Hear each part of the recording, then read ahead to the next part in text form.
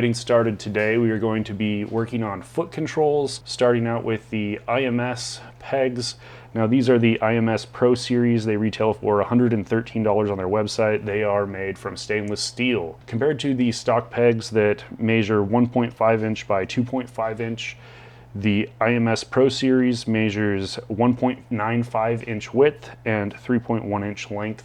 And they do have 3 rows of spikes as compared to 2. Ideally with this peg, we're hoping to decrease foot fatigue, allow you to stand a little bit more on the bike on those long days of riding. Moving on, we have the IMS Flightline shift lever. This retails for $51.95 on the IMS website. I do like this shift lever. My only gripe with it is that the rubber end pieces come off. I spent a day riding with this type of shift lever on another bike. I was able to find some more on eBay. They weren't specific to this shift lever. I would suggest maybe putting a drop of super glue underneath the rubber tip. So if we move over to the right side of the bike, we have what's referred to in the service manual as the step arm, or the connection between the frame and the peg. This is held on with 2 bolts. Go ahead and get those in, and then we'll continue with attaching the IMS peg on the right side. Pretty easy with these IMS pegs. You're gonna just put the pin in, and then you're gonna have a cotter pin and a washer on the bottom side. Make sure you bend those tabs over on that cotter pin, ensure that that cotter pin and washer don't come off. So we have some Maxima waterproof grease we're going to put on the brake shaft. For any dirt bike riders, adventure riders, this is the best grease you can get for any of the leakage. This is very resistant to water and breakdown. All right, now we'll move on to the foot pedal itself. Make sure you put this washer in between the pedal and the frame. Now getting this brake pedal through the frame and motor can be a little difficult. You can see I've tipped it back and kind of fished it through. This is what I found to be the easiest way. We're not going to attach this at this point, just leave it sitting there against the frame.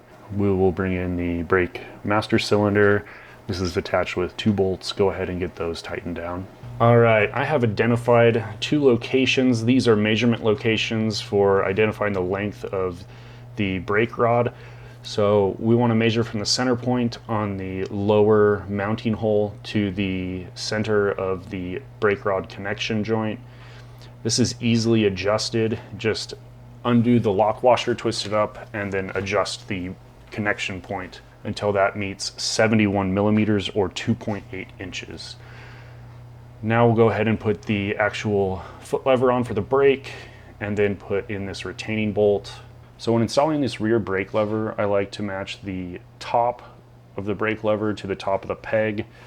This just makes it easier to find. You know where the brake peg is when you're standing and sitting, and you don't get any accidental brake pushes. Now we're going to get this tension spring on, return spring for the brake. I have rebuilt this Kickstarter. I will include links to the pieces you will need to rebuild this. If you have a loose Kickstarter, it is irritating whenever you're riding a bike. It's so easy to fix. You just need a spring and a ball bearing.